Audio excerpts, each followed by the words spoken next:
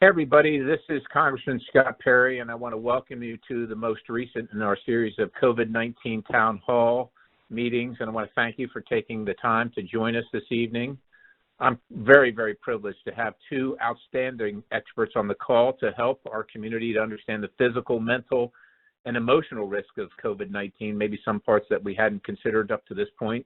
Tonight's call is designed to keep our community informed of the ongoing medical risk of COVID-19, as well as the importance of caring for our mental health as a portion of this. Public health emergencies such as the outbreak of the COVID-19 place immense stress on individuals, on our communities, and they take a tremendous physical, mental, and emotional toll on our neighbors as well. And in a lot of ways we maybe don't understand or recognize because we're not living the lives that they are.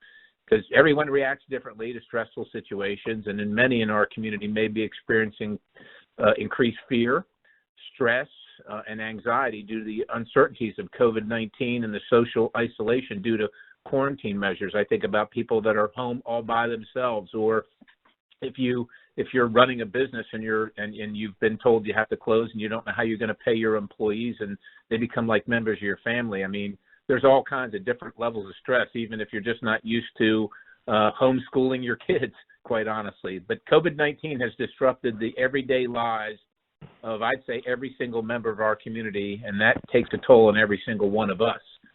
This evening we'll be taking constituent questions for the entire hour, and we have to provide answers and insight on how we can overcome COVID-19 as a community, joined by, really thrilled by Dr. Peter Dillon of Penn State Health and Dr. Shauna Springer, a licensed psychologist. Now let's start with Dr. Dillon. Just let me give you a little background, everybody. Dr. Dillon currently serves as the medical and technical specialist at Penn State Health's COVID-19 Incident Command Center. He normally serves as the Executive Vice President and Chief Clinical Officer at Penn State Health. And as you all know, we're big fans of Penn State Health right here in our community. And so I will introduce Dr. Springer after we hear a little bit from Dr. Dillon. Dr. Dillon, can you kind of give us your 5 minutes or so, what you're seeing right now and your thoughts regarding the COVID-19 and maybe anything pertaining to mental health in that regard? Yeah, I'll happy to, and thank you very much, Congressman, for allowing us to participate in this, and I look forward to being able to help with our constituency and our neighbors and our community to the best that we can. I think I'm much more suited, if you will, towards the, shall I say, the clinical aspects and the health system aspects of what we're seeing and what we're facing in terms of the COVID-19 infection in this part of the Commonwealth, and I will defer to Dr. Springer in terms of the mental health.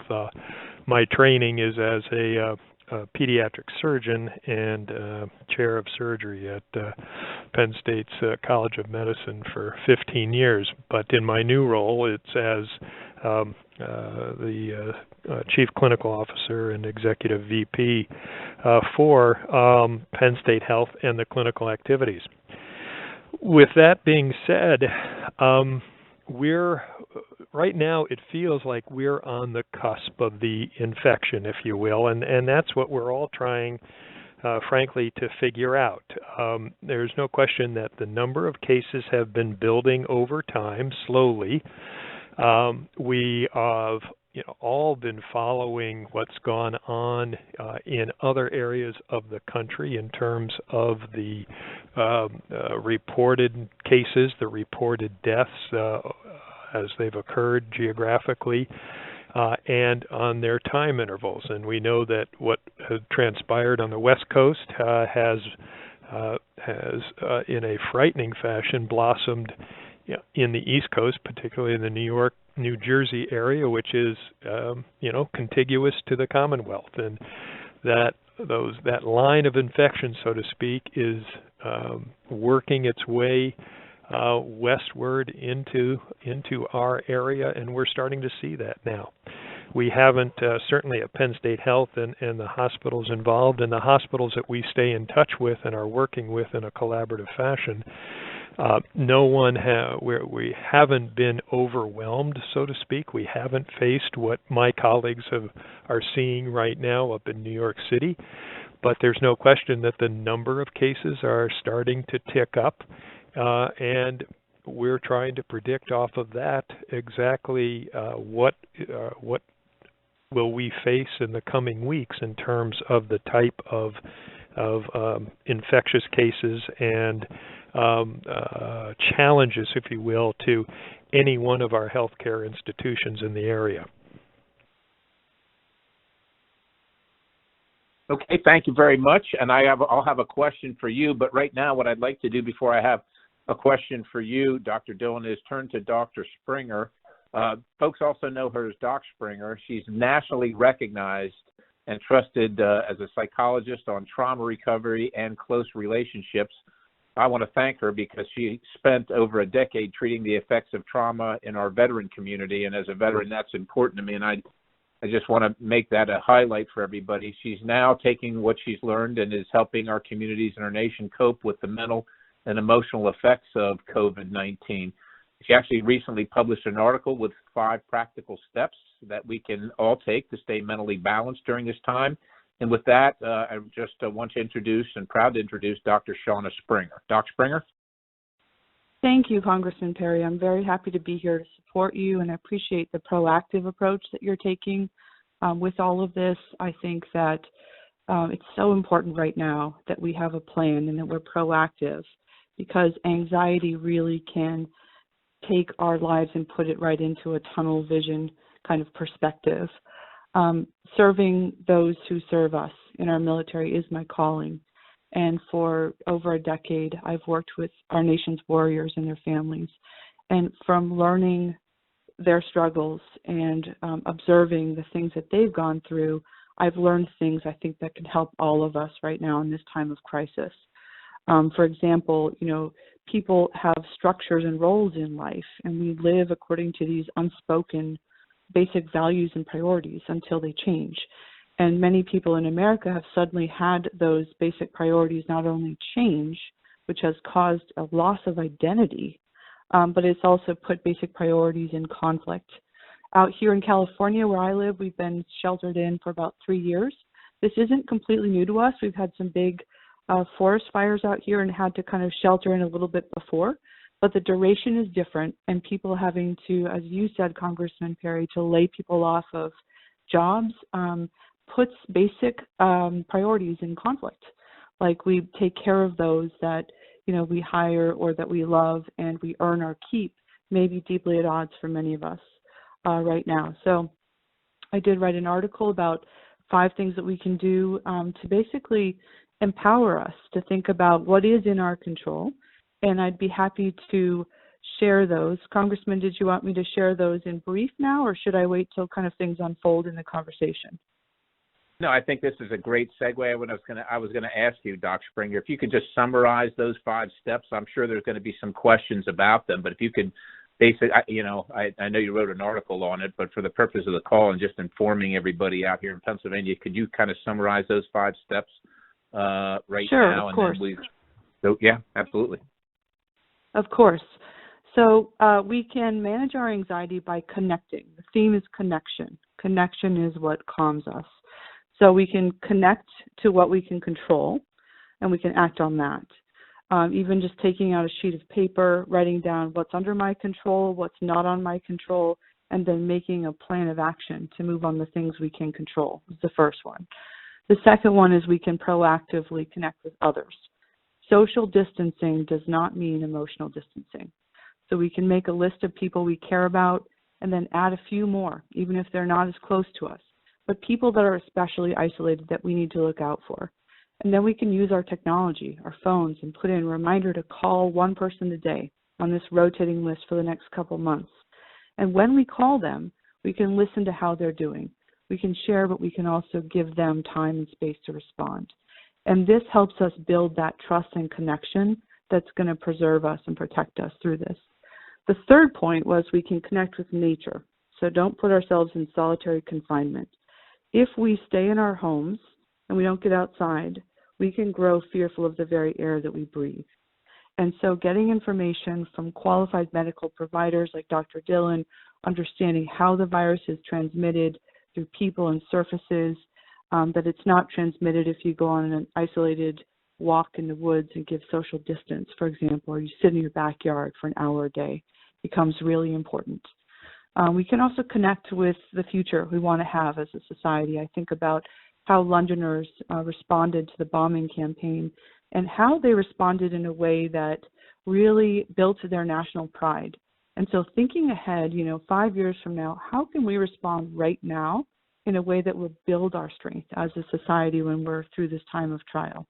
And then the fifth idea was to connect to our own growth right now and gain new skills. So many of us are getting laid off, which is tremendously stressful. But we don't need to go into a foxhole and just wait for bad news. We can use this time right now to deepen ourselves and learn things that can make us smarter and stronger so that when the economy kicks back in full force, we'll be ready to go. And if we do have a stable income or savings, I think it's important for us to do business, because doing business is really about trusting each other, and trusting each other is what's going to hold our economy stable through this crisis. I'm not an economics person, but there's a little bit of mental health, I think, in that point as well. So those are my 5 points. That's great. Now, I will tell the audience that's listening, if you would like to ask Dr. Springer or Dr. Dillon or even myself a question, I want you to press *3, and we'll have a queue set up. So it's *3 on your phone, and we'll just get to your questions, as many as we can, as fast as we can. I do have a question, and I'll just start, since you finished, Dr. Springer, with you on your number 2, connect with others.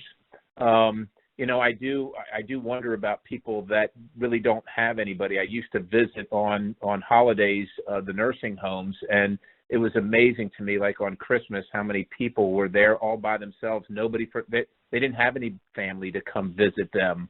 I'm just wondering, what do you do? What do you recommend for either the person that may be all alone that is listening to the call right now, or the person that maybe wants to help somebody that is all alone, or just make contact and doesn't know how to even begin that process? Like, how do you identify that person?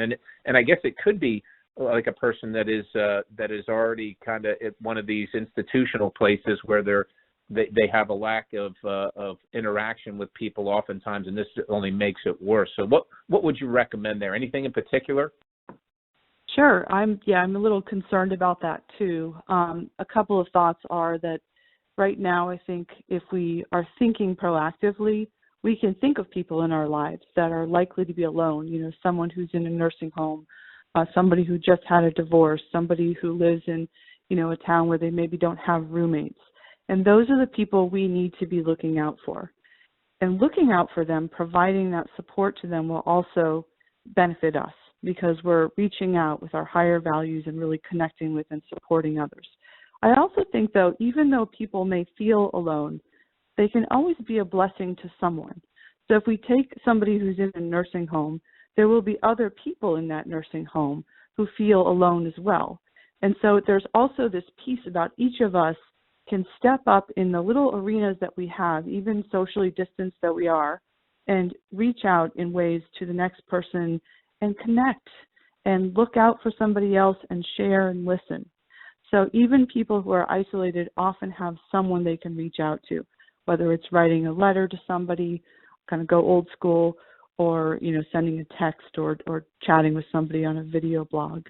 So hopefully people aren't as disempowered as sometimes they feel, because there are people out there, and people that feel lonely are often connected to them in one way or another if we kind of think about it and we're proactive. I sure appreciate it, and I will tell you, as folks are dialing *3 to ask a question, Doc Springer, I put a couple letters in the mail last night, and and it does make you feel kind of good to write to somebody again. I think we've gotten away from that, and you have an anticipation of when they're going to get it, and that they'll respond to you. So we kind of have lost track of that, I think, a lot of us, and it's maybe a little thing, but maybe you don't even realize how it kind of helps your psyche and certainly the person that you're writing to.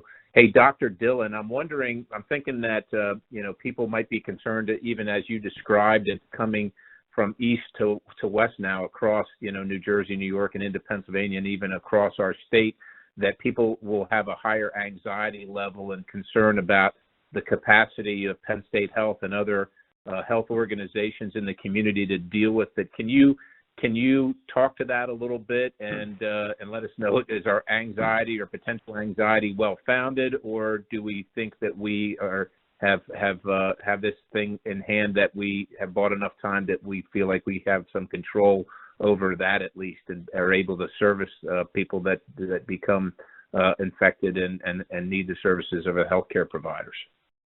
Yeah, that's a great question, and to be honest, Congressman, it's one we're wrestling with on a daily basis, and we're doing that through a number of different pathways, if you will, and trying to address just that question in terms of our preparations. And one, we're certainly relying on many sites and many experts, both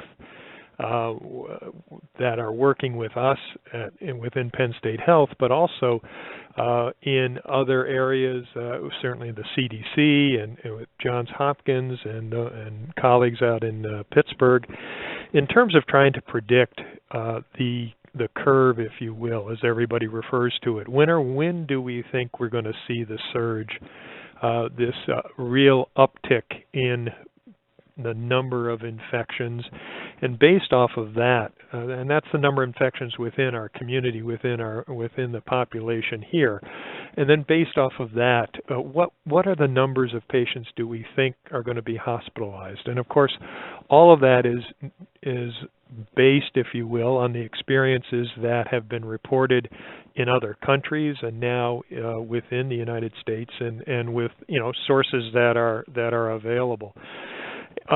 To your specific question, that then sets up the efforts that are being done at basically all of the healthcare institutions within this area, and it, depending on when that surge hits and just the numbers,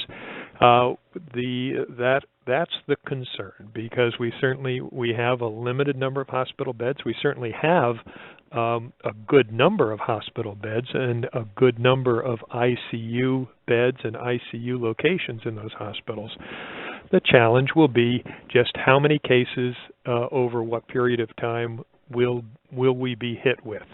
But I can tell you that with us, we have extensive surge plans. In other words, if we have 20 patients or 40 patients or 80 patients or 100 or 100, all of those plans we've had time to study and learn from other areas and other institutions and put into place, run some scenarios, run some drills, and try to get prepared for it.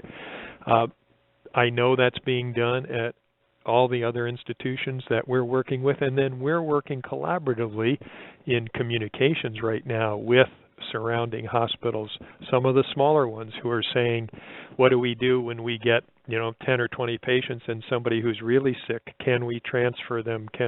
When we need ICU support, will you be there? And those are the types of preparations that are ongoing right now and are extensively planned in anticipation of what we do think will be a significant number. Well, I appreciate it. Could I add something to that? Yeah, go ahead, Doc Springer. Go ahead. I just love to add that a lot of people out in California, that I talked to in the initial days would ask the question, am I at risk if I don't socially distance? Are my loved ones at risk? And I think the question really needs to be, how can I buy time for the people that are the frontline responders?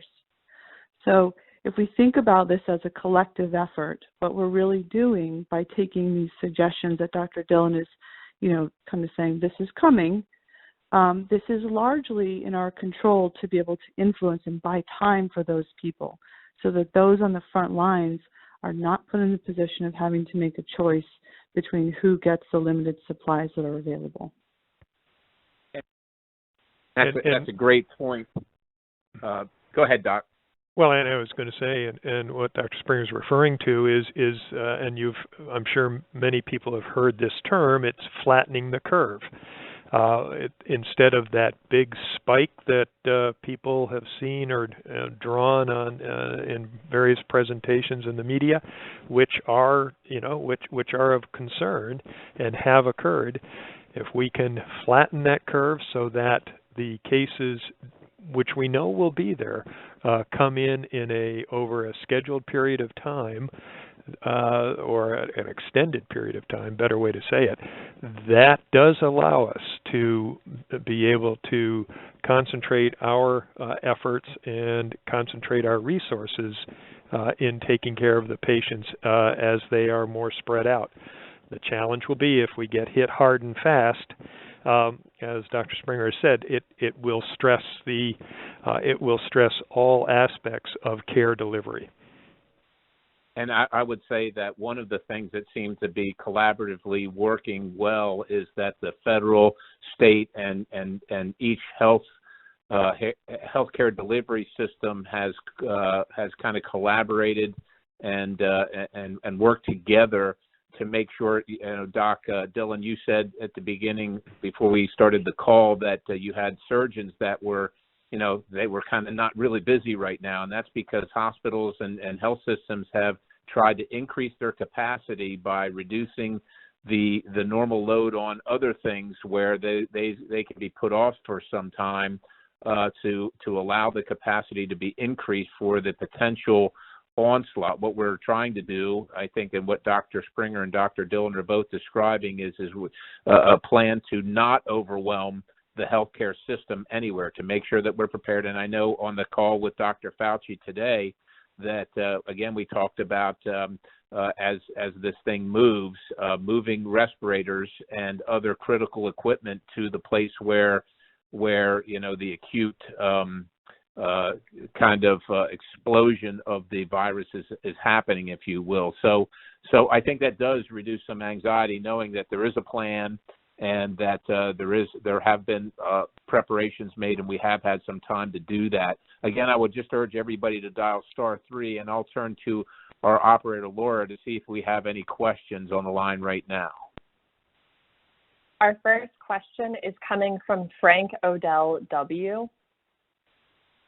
Okay, Frank, go ahead. Yes, a question for Dr. Dillon regarding ventilators. How many ventilators do we have in our area, or maybe at Penn State Health, and how many do you think we'll need, and what resources do you have to get additional ones if needed? Yeah, a great question, and I can certainly, we were just asking that, or was asked that last night, shall I say, around Penn State Health. I'm not, I won't be able to address how many are in, shall I say, in this area of central Pennsylvania, though if you realize that, so Hershey Med Center itself is, shall we say, 560 beds or so. We have we have just over 80 ventilators at last count, and we have 42 ORs that have ventilators that can be repurposed. They're anesthesia machines, but we can reprogram them. So you can see that we have a fair number of machines, and I would offer that LGH is Lancaster General is similar size. Harrisburg Hospital and the Pinnacle System certainly, and York. So all of us are about the same size, and so you can surmise that that there's a good supply of ventilators. The challenge will be that supply is finite, and they are used for patients who have what we call respiratory failure. In other words, the disease is so overwhelming that your lungs shut down and are no longer able to carry forth the ability to get oxygen into your body. The challenge will be, again, how often and how many patients do we have to see at one time? How many ICU or intensive care unit rooms do we have, because you have to have the monitoring equipment in addition to the ventilators. And most importantly, you have to have the staff. And straining those resources are all of those unknown factors that we'll be wrestling with or challenged with on a day-to-day basis. In terms of being able to get respirators, that is a bit of a challenge. We've ordered some, but they take 4 to 6 weeks to build. So we could be through the surge before we have those ventilators. And the one other thing to remember is that there are a host of other treatments and techniques that we have before you need to get to a ventilator. And it is still true that many patients don't even get there and are at home with the flu-like symptoms. And that's what's also interesting about this whole process. So I'll stop there. I hope I answered your question. If not, happy to talk further. Frank, thanks for the question. And again, for folks who are listening, dial *3 if you have a question. And I do want to remind everybody that from the federal level, what we're looking at is, of course, relocating ventilators to keep up with the movement of the outbreak, so to speak. So while the good doctor at Penn State is waiting for 4 to 6 weeks to build one, we're trying to be ahead of that and make sure that we can use one from somewhere else on a temporary basis as needed as this thing moves. But with that, Laura, do we have another question? Yes. The next question is from Deborah C. Go ahead, Deborah. Hello. Thank you for taking my call. My question would be for Dr. Springer. I have had a couple of friends who have passed away, and not from COVID-19, but this would also be for those who have lost loved ones from COVID-19. How do we comfort and help them at this time, especially when there's no closures in services or memorials because we can't, be together, and not even send flowers? So what would be the best way to help them? Yeah, that's a really good question, Deborah. It reminds me of the cut-off grief that many people in the military suffer when their military brothers and sisters die in battle or die by suicide, and there's no closure. One of my most recent job was as the Senior Director of Suicide Prevention and Postvention for Tragedy Assistance Program for Survivors. So for 3 years, I've been working with military families in the grieving process of losing loved ones. What I would say is that we have to create closure by coming together as we can as a community and by reaching out to those who are suffering, by not waiting for them to reach out to us, but by taking a really proactive approach. So if someone has lost someone, they don't even know what they need in those initial phases of grief. And so having people show up instead of saying, can I call you, but just calling them and letting them have space to feel whatever they feel and space to say whatever they need to say. And then we're going to have to get a little creative because we can't come together as a community, which is such an important part of grieving. But where we can get creative in terms of honoring that person, who that person is. One of the things I learned is that even though people die, love never dies. And so that connection can be continued. And so I think if we think about grief not as, a process of saying goodbye, but as a process of really honoring that love and that connection and carrying that love forward with us, we have a different model for how we can grieve ourselves and how we can help others to grieve, by integrating who those people are to us and helping others do the same. Does that answer your question? It needs a lot of time, but it's a really good question. Thank you. Thank you. That was great. And Deborah, thanks for the question. And these are the things that you maybe don't consider, but I know my chief of staff just attended, if you'll pardon the phrase, attended a video or cyber wake. And I think, obviously the family will get together at some point in the future, but it does offer some connectivity. Again, maybe it's not optimal, but it does offer that bit of closure that you might need at that moment. And so you got to kind of be creative, and I sure appreciate Doc Springer's answer as well on that.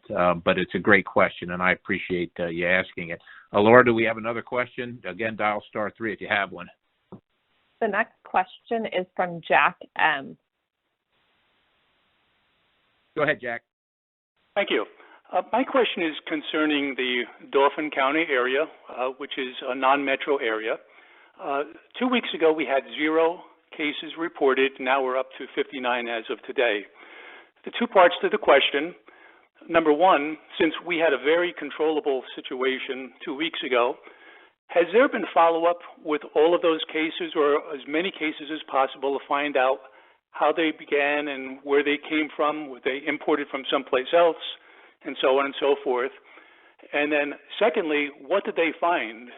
I know 2 weeks ago we were asked to stay in place and take a lot of precautions, which I think all of the people I know have.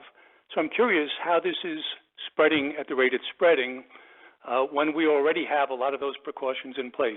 Thank you. Yeah, I'll... Doc Dillon, Yep. if you want to take that, I can probably add something to it, but go ahead. Good. I'll happy to defer to you, but I can say several aspects about that. One, interestingly enough, and as you said, we had sort of some preventive measures in place, and few numbers a week or so ago. I'll say this, that, and I'll say it with some caution, but we did have some early information this, and I think it was sort of on Monday or so, where some observations, some of the analytics were showing that just maybe the curve, at least for Dauphin County with the cases, was flatter than what we had initially anticipated, which is a good sign. Now, the problem is it's small numbers, and we still have to say, look, we're early in the course. I will tell you that yes, between the Department of Health and others trying to do contact evaluations of the cases that have been reported is being pursued at a number of levels, but I'll also say that resources in just handling testing and such have overwhelmed or certainly have dominated current efforts. I can't speak to some of the specific points of contact. Maybe Congressman Perry, you can. I know we have several research groups here at Penn State and the College of Medicine and the university who are trying to track those down, but I do not know the current level of information, and I will say all of it is still so preliminary. Yeah, and thanks, Doc. Jack, I will tell you that CDC requires and conducts a contact trace on every single individual that tests positive. And, you know, I think it'll take some time, unfortunately, for them to determine how it happened, because we're more focused on getting the person well and making sure that we know who they've talked to or been in contact with to try and to obviously inform those people and slow it down and see if we can get them, if they're not self-isolating, to do that. But I would also say, and this is where Dr. Dillon, you might speak to this as well. This might be a case where the folks had it. Remember, this emanated from China, and it was occurring in China in November, but they didn't really report it until well into January. So it could have been making its way around the world and the United States, including right here in our community, unbeknownst to us. So one of the things that has brought it to light is the increased availability and administration of testing. And so it's because of that, it unfortunately it's easier to go from 0 to 59 quickly as opposed to a month ago where we were doing literally no testing. So I don't know if you wanted to add anything to that, Dr. Dillon, or not. No, I think that's a very valid point. Our testing ability has increased dramatically over really the last week, and that certainly will change the numbers. You're also right in that the duration of the infection elsewhere in China and in other countries. And I will say that, we have a lot of people here who travel. And there's no question I can say that of the cases that I'm familiar with, they are many were travel related or cruise related. All of the things that you're hearing about, and that we're all hearing about from, and learned from other areas who are dealing with with this infection ahead of us.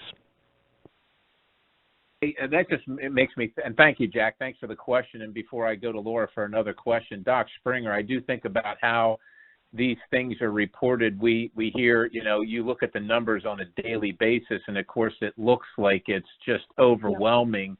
And I think that increases the anxiety level. And the other thing we don't talk about is, of course, we talk how many people are affected, how many the mortality rate of it, so to speak. But we don't talk at all about how many people have been, have come through it on the other side and are now recovered. Any thoughts on that? Yeah, that is such a good point you made about how the testing will make it look like there's an explosion of cases, when in fact, it's just showing what was already there.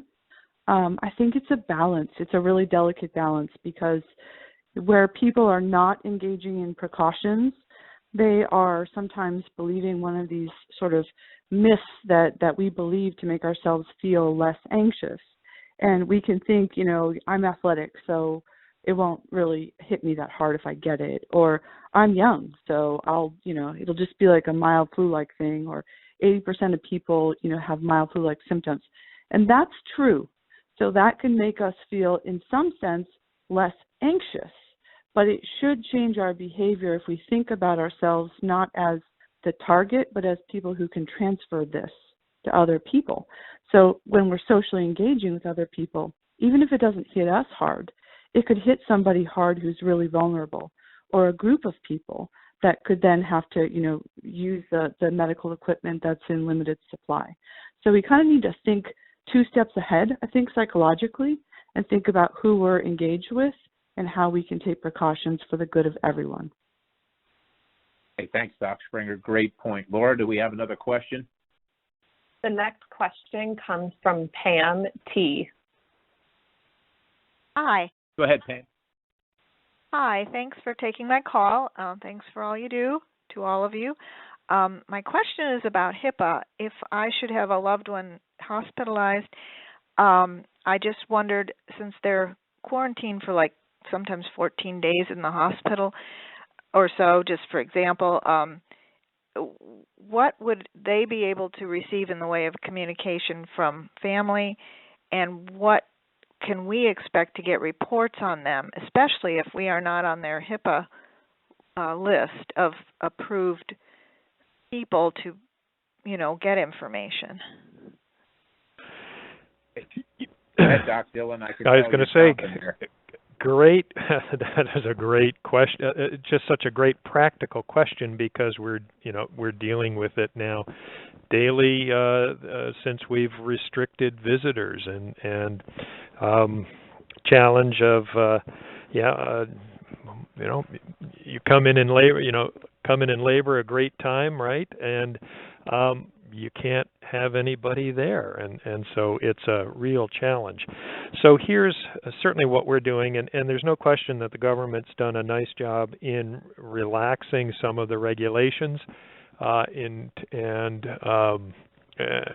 guidelines there. And it has allowed us to expand, certainly from a physician perspective, into technology, common technology that wasn't in the past protected, with cyber, all the critical cyber protections that are required for HIPAA. Though the essential components of HIPAA still exist in terms of family member communications and such, but we certainly are encouraging, using Zoom and using FaceTime and all the things that in terms of those types of communication techniques.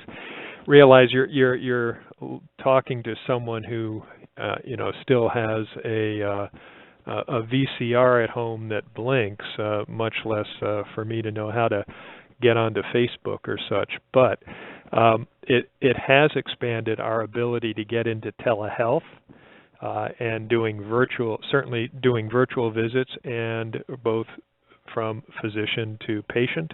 And we're using it, and families can use similar technology to communicate back and forth. So that's I think sort of a broad view of how we're approaching it right now.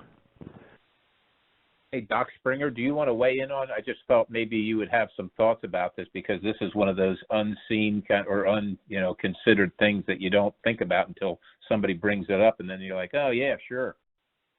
Yeah. Well, I don't have a lot except to say that I used to do telehealth in the VA, and the concern about, something will be lost in translation really didn't materialize. Doing the medical and mental health from a distance was really worked well. And that I also think, hospitals and systems are trying to go as fast as they can. And so they're trying to work with families, and providers are probably carrying a lot of stress from how quickly the rules are changing and trying to be agile and responsive. But it's not because they don't, care about people connecting. They just sometimes don't have the infrastructure set up. And so just being creative and helping them and working with them is so, I think, important right now, as we're all trying to figure this out in real time. And thank you for that. Dr. Dillon, do different health systems, for instance, does Hershey maybe have a particular policy that falls within HIPAA that might be a little different? Let's say if you're at WellSpan, or if you're at UPMC or something, are there subtleties among the different health systems, or is it pretty much everybody's doing, you can count on the same thing? I'm going to say that you can pretty much count on the same thing, because up until this infection hit, because the rules were very well defined, and I'll leave it at that. They have been relaxed, and as Dr. Springer's pointed out, they've been relaxed at an amazingly rapid pace, and trying to keep up with them and change is sometimes a challenge. And it does depend on how much a given health system has invested in the technology to be able to be agile or efficient enough to be able to keep up with those changes. And I think that's where now you'll see some differences in the health systems. Some who have, a newer hospital that's got the latest, shall I say, bells and whistles in terms of a communication platform and a cell phone or a communication platform to the physicians and to their patients will be farther ahead than an older hospital that may not, that may have just the classic nurse call bell, if you will, or the standard sort of bedside TV on the telescoping arm. And isn't quite up to date on the technological platform. So those are the challenges that all of the health systems are wrestling with and trying to keep up with this. Well, those are great points. And the administration, the president has relaxed some of the standards, which I think is a good thing. But I would also, for Pam and anybody else, if there are particular needs that you have, you should address them both with your healthcare provider and from a policy perspective, our office, because if we're missing something, if the administration's missing something, and it might just be by happenstance or what have you. They might just not know, and we'd be happy to forward the information if it, can make everybody's life a little bit easier. So I sure appreciate it. Pam, thank you. Laura, do you have another question? Our next question is from Susan. Hi, Susan. Yes, I have brain cancer 4.5 years ago. I go to Hershey Med, and every 2 months, I had chemo 2.5 years. Every 2 months, I go down for MRI and blood work. And it's been the small tumor that's still there. If you took out a large one, the small one's still there, isn't getting bigger or smaller. But I didn't have radiation yet. But how concerned should I be? I'm very, scared at this point. Dr. Dillon, I think that's completely in your wheelhouse. It's not mine. Yes, Agreed. yes, and I hear you and I sympathize with you, and I just do want to be careful in what I say because I'm not your caregivers, though I'm sure I know precisely who they are. And I will say you're in good hands, both with our neurosurgeons and our radiation and radiology people as well. So, but at the same time, there is concern, yes, because you have a condition that may affect your immunity and your ability to fight an infection, and yet at the same time, it should just reinforce for you the importance of adhering to the the current guidelines of again washing your hands and sanitizing and keeping your distance and to a certain extent, and this is where Dr. Springer comes in, is I don't want to use the word isolating yourself, but being careful in terms of your geographic boundaries at this point in time, and so extra precaution is worthwhile, but at the same time, adhering to current recommendations is the best thing that you can do. I would add to this Doc, that yeah. Dr. Springer, I'm sure you have something for Susan. Just a quick comment that, social distancing got out there, and it's the term that helps people understand the importance of giving space. I wish that the term instead were connecting from a distance, to really help people think about how they can proactively connect with each other, because we need connection to survive. Psychologically, to feel connected and emotionally with the other people in our lives. And there are ways to do this, even from a distance. And so I'm a little bit worried about kind of the cumulative toll of weeks of what may become for some people social isolation, and really wanting to work against that where we can.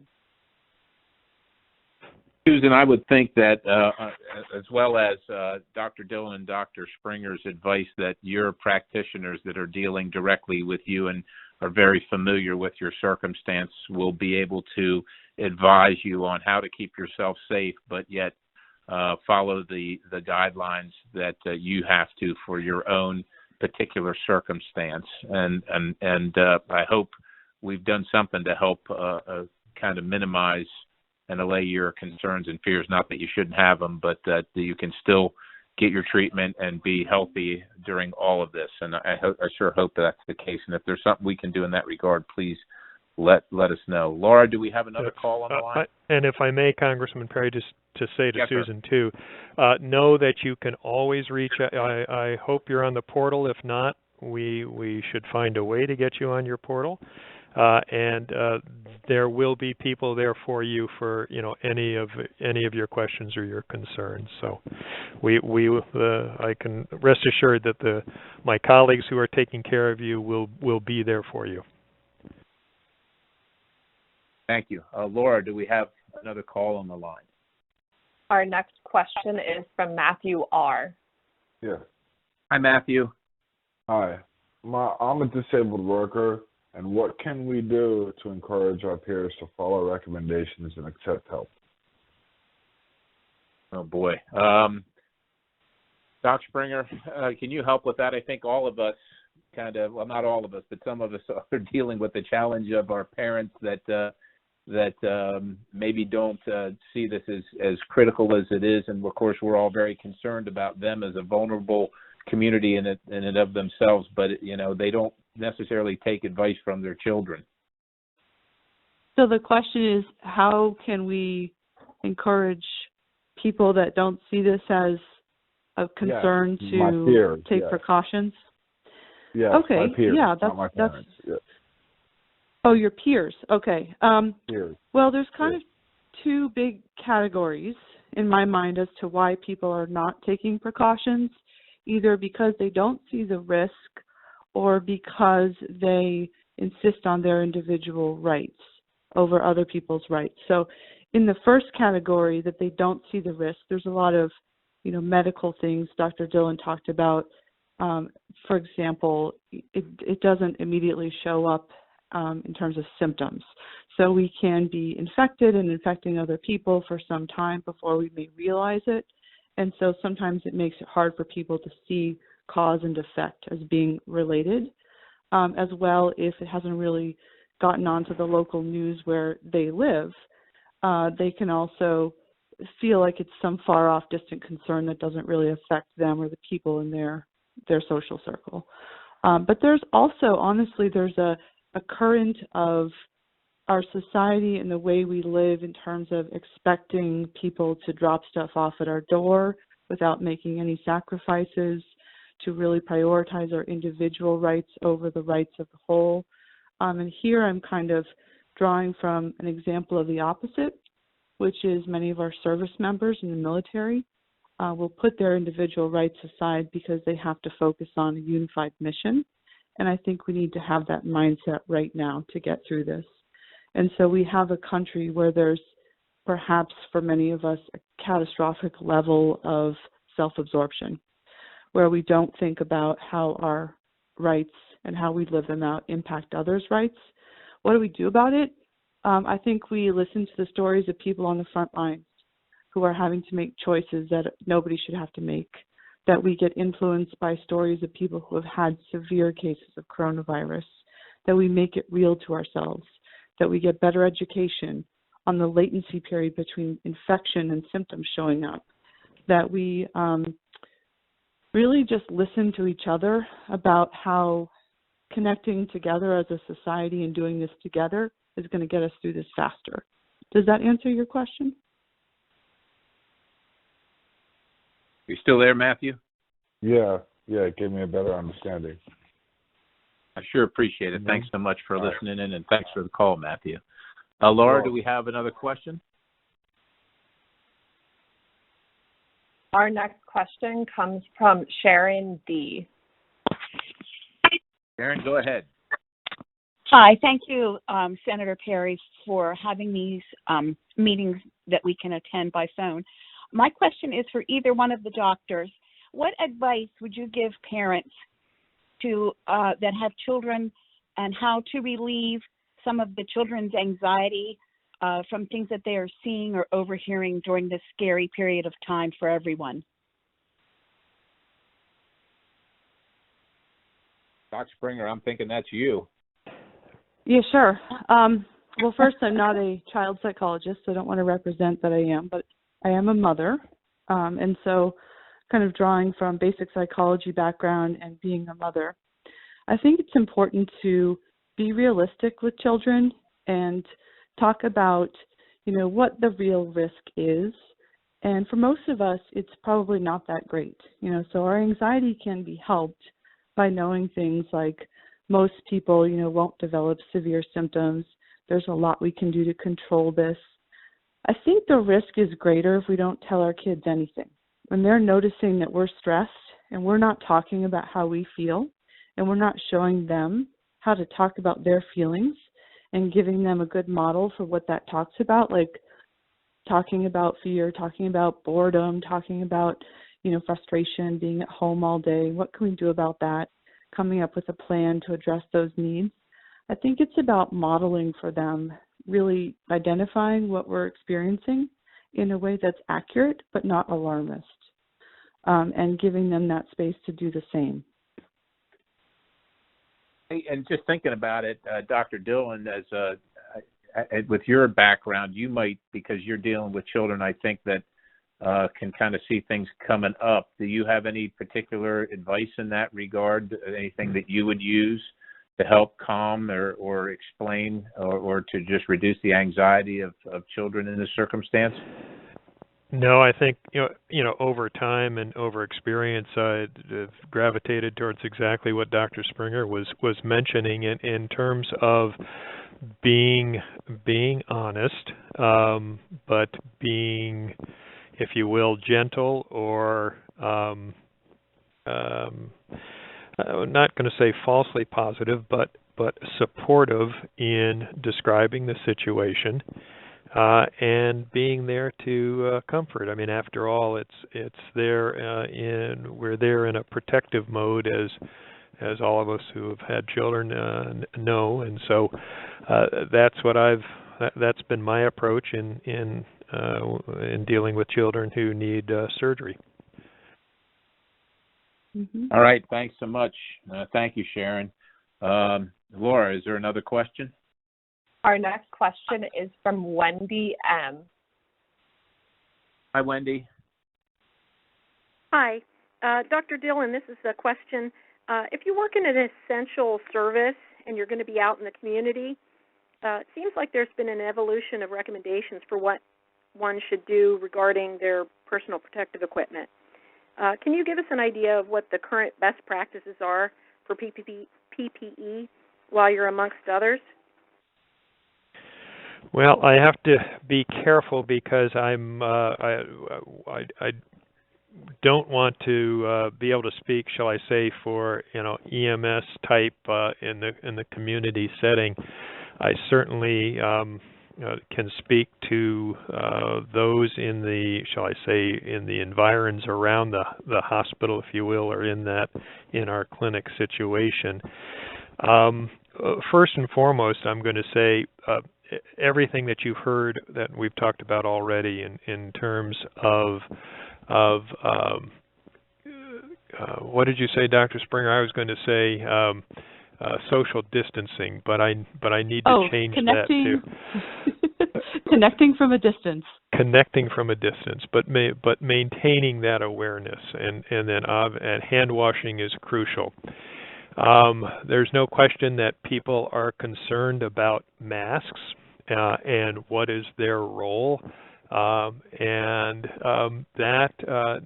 question, masks are important in the right setting, but they're not a panacea, and they're not a definitive treatment. They do help with somebody who's got respiratory symptoms. They're cold, runny nose, sneezing. A mask on that person does help prevent some of what we call the aerosolation, the droplets that'll be in a sneeze or in a cough, and that is how, with those aerosolized particles, the virus is rapidly transmitted. So a mask can help cut down on that.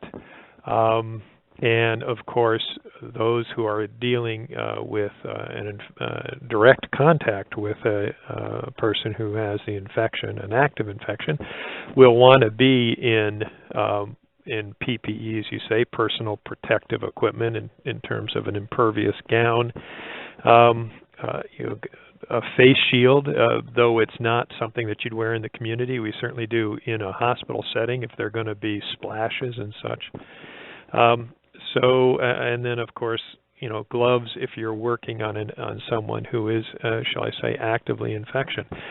But in the community setting, again, hand washing, use of disinfecting surfaces, not touching your face and your hands, your face with your hands and such, which for all of us can be.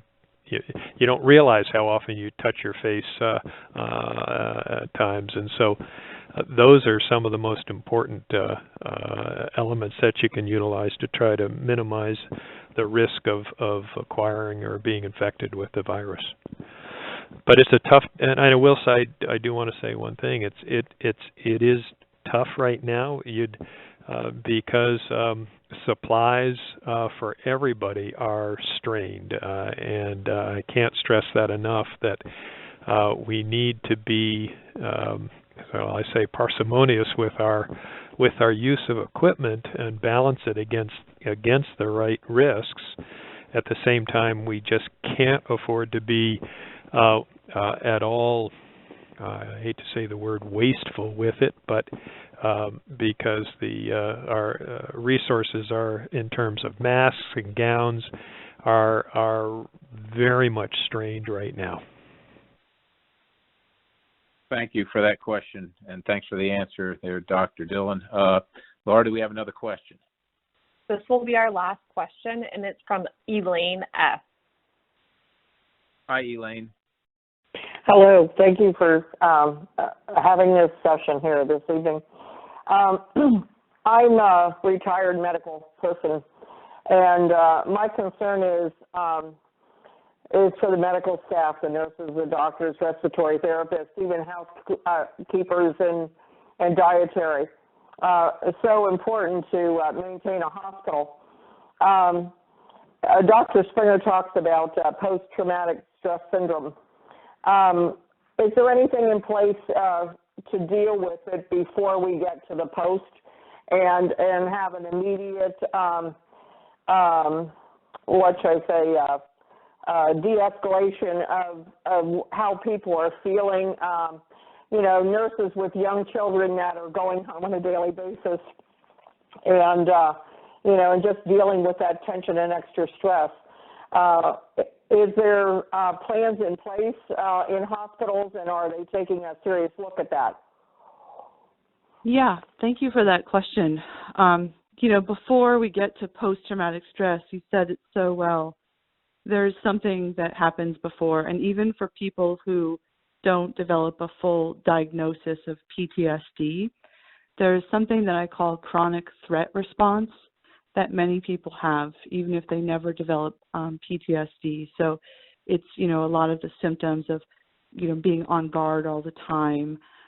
We can feel, an increase in our startle response, difficulties concentrating, some of those hyperarousal symptoms of trauma.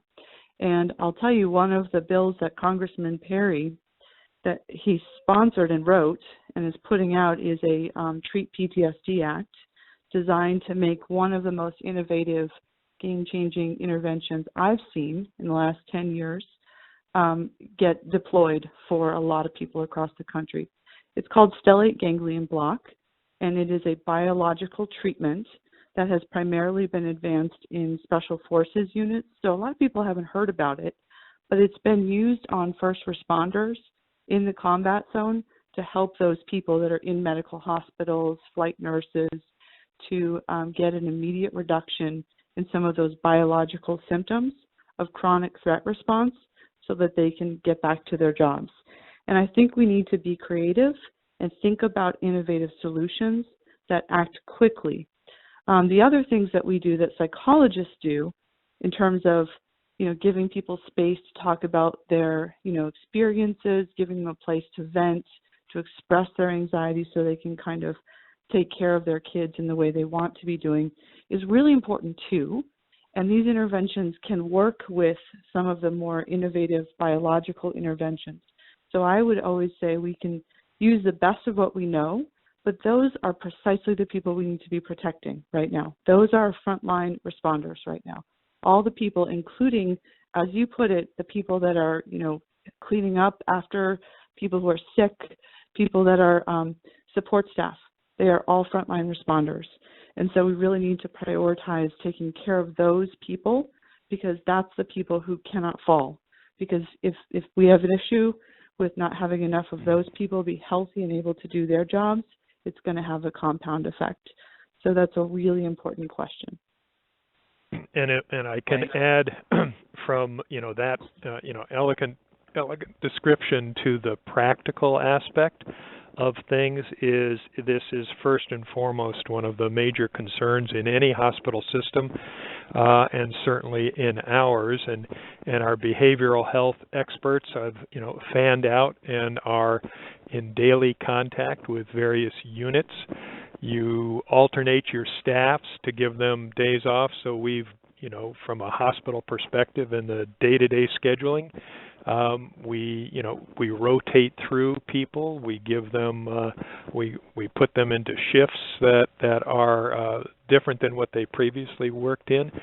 And then the other thing I'll just say, and it's a testament, I think, to those, all of us who live in central Pennsylvania, certainly in our area, the outpouring of community support for healthcare workers who live in the neighborhoods, and stories of being willing to, babysit kids or go get groceries, or some of just the little tasks that make the day maybe just a little bit less stressful.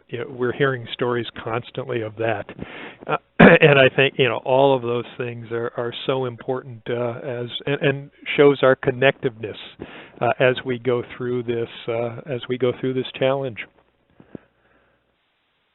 Well, I thank Elaine for the question. Of course, Dr. Dillon, you're right about the love and the care that Central Pennsylvania has for our folks out on the front lines in this thing. And I also, of course, want to thank Doc Springer, wonderful answer, which also unexpectedly to me brought in SGB, but you're absolutely right. That is out there, and especially for our veteran community, but now for this community, we need some focus on things that work quickly and relieve the suffering that people are enduring for whatever reason.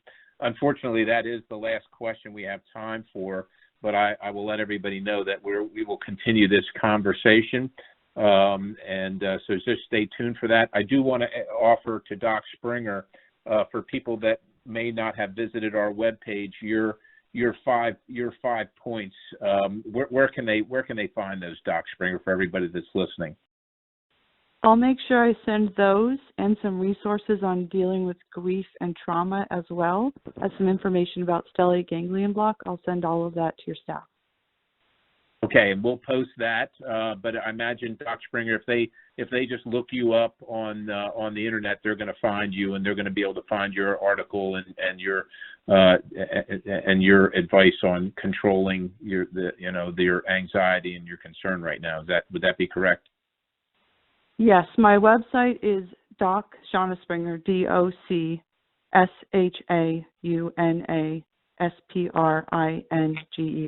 DocShaunaSpringer.com.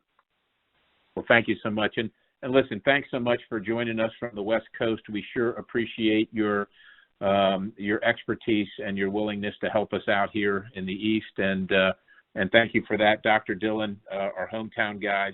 So appreciative of you being here with us and what you bring to the table. So, and thanks to everybody for listening. Just you can tell how important this is, and you don't need to hear this from me. You can listen to the doctors. Just follow the guidance and keep a positive attitude, and stay connected to the ones that you love and the ones that you know are in peril.